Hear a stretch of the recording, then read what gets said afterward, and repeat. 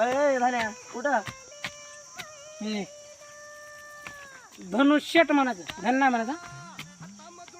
कुठे गेलता? अरे मोबाईल सापडा हा पोलीस स्टेशन मध्ये तक्रार नोंदवायला चाललो तक्रार. घे इकडे. अरे तू आजा चांगला तू बाप चांगला आणि तुझा आता कसा निघला. दे इकडे जाऊन. हे,